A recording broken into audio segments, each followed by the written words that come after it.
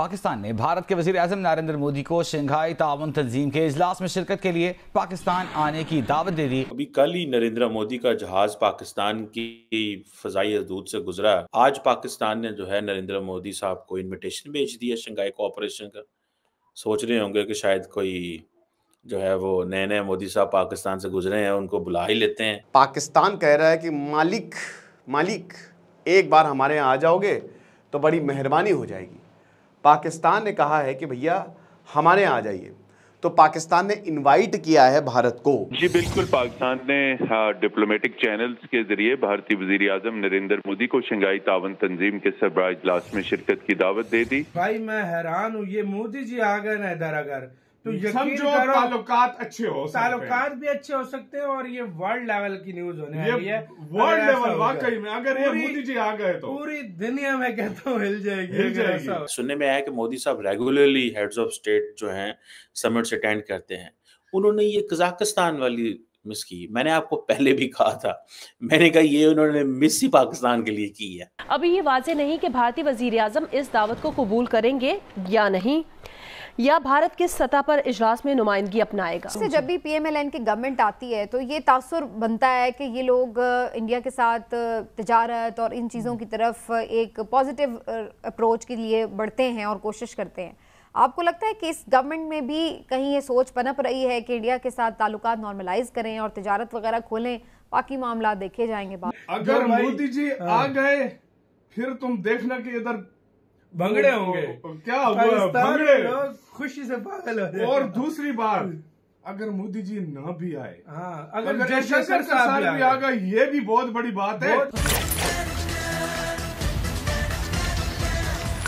नमस्कार, जय हिंद दोस्तों जैसे कि आपने क्लिप में देखा, पाकिस्तान ने प्रधानमंत्री नरेंद्र मोदी को पाकिस्तान आने के लिए न्योता भेजा है। दरअसल 15-16 अक्टूबर को पाकिस्तान एससीओ की बैठक की मेजबानी कर रहा है। यह बैठक इस्लामाबाद में होने वाली है। इस बैठक में हिस्सा लेने के लिए शहबाज शरीफ ने प्रधानमंत्री मोदी को इन्वाइट किया है। अब सवाल यह उठता है कि क्या प्रधानमंत्री मोदी इस बैठक में शामिल होने के लिए पड़ोसी मुल्क पाकिस्तान जाएंगे? दरअसल इस बैठक की मेजबानी हर देश बारी बारी से करता है। इस बार इस बैठक का आयोजन पाकिस्तान में होने जा रहा है। पाकिस्तान के वजीर आजम शहबाज शरीफ ने अपने एक्स अकाउंट पर पोस्ट कर पीएम मोदी को न्योता भेजा है। अब पीएम मोदी इस बैठक का हिस्सा बनेंगे या नहीं, ये देखने वाली बात है। बहरहाल देखा जाए तो पीएम मोदी के इस्लामाबाद जाने की संभावना ना के बराबर है। इससे पहले पीएम मोदी एससीओ की हर बैठक का हिस्सा बने हैं। अब इसको लेकर पाकिस्तानी मीडिया में चर्चाएं शुरू हो गई है। तो आइए दोस्तों, इसी पर आगे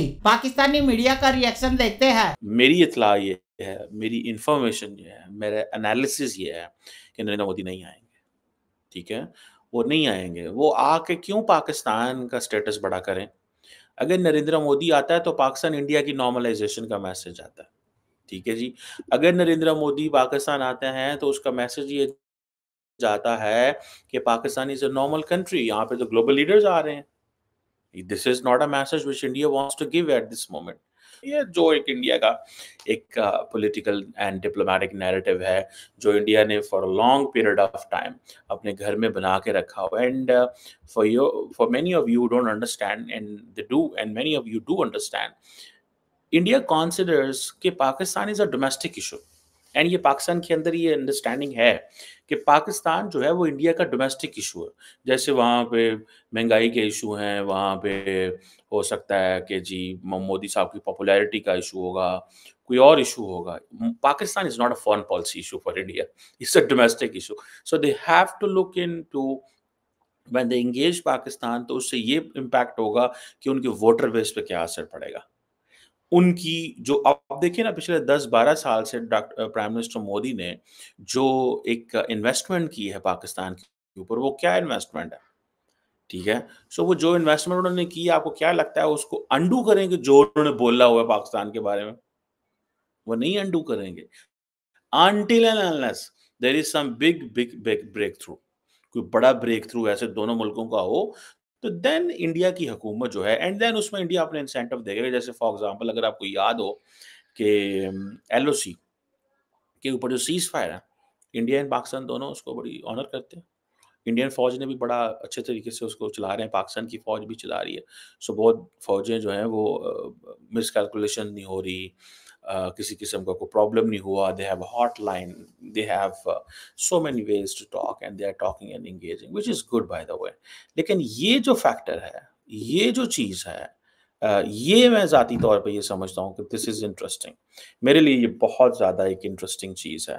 और मुझे ऐसे लगता है, what I feel and what I find is कि जो नरेंद्र मोदी हैं, वो इस चीज़ को लेकर के चलेंगे कि जो उन्होंने ऑलरेडी किया हुआ है, जो इन्वेस्टमेंट्स उन्होंने की हुई हैं पाकिस्तान के ऊपर, वो यही है, इन्होंने छड़ना नहीं, फाड़ लो कर देनी है इन्होंने, ठीक है जी।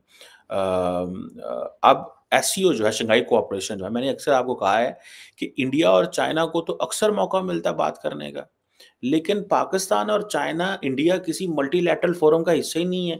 इंडिया ने सार्क को खत्म कर दिया, डिसफंक्शनल कर दिया, एससीओ रह गया। एससीओ में इंडिया अब क्या करता है? अब इंडिया की नई, मैं एससीओ के ऊपर भी बात करता हूँ कि इसकी क्या कामयाबियां, क्या नाकामियां हैं। एंड ये this is sort of an alternate institutional model. ये एक अल्टरनेट इंस्टीट्यूशनल आर्किटेक्चर है which Indians, American and Russians want to erect, ताकि वो जो western institutional and financial architecture है उसके मुकाबले में पैरेलल एक दुनिया खड़ी करें, ताकि दुनिया को अट्रैक्ट करें, ठीक है। So countries like India which are posing themselves as neutral and autonomous and all that, वो इस पे ये करते हैं। अब पाकिस्तान और इंडिया की बात ही नहीं होती। अब पाकिस्तान, हमारा तो मजाक बन गया, हमारे वज़ीर आज़म, वो कई लोग कहते हैं जी हमने G20 का हिस्सा होना था। हमने G20 का हिस्सा कितने होना चाहिए? अगर मोदी जी आ गए फिर तुम देखना कि इधर भंगड़े होंगे, क्या हुआ, भंगड़े, खुशी से पागल हो जाएंगे। और दूसरी बात, अगर मोदी जी ना भी आए, हाँ, अगर जयशंकर साहब भी आ गए, ये भी बहुत बड़ी बात है, बहुत बड़ी बात है। लास्ट टाइम 9 साल पहले सुषमा स्वराज मैम आई थी, 9 साल पहले, और मोदी जी का ऑफिशियल दौरा नहीं था, बस शादी में टेंट मार के वो तो चले गए थे, वो तो 2014 में था। लेकिन यार फिर भी देखा जाए बहुत बड़ी बात थी। उस टाइम इतना मतलब था। तो मैं सच में पर्सनली मेरी ख्वाहिश है कि देखो आगे आना, हमारे देशों के लीडर जो है एक दूसरे की कंट्री में आते जाते रहे, बिल्कुल, वो आगे की बात है, बातें नहीं आती वो उनकी बात है, बिल्कुल, लेकिन चांसेस 100% वो नहीं आएंगे। देखो ये हमें भी पता है। मुझे तो सीधी सी बात बताऊं, मुझे तो जयशंकर सर के भी चांसेस नहीं, हाँ, मुझे तो सीरियसली उनके खुद नहीं लग रहे, और मुझे वर्चुअल के भी चांसेस नहीं लग रहे कि वर्चुअल भी हो।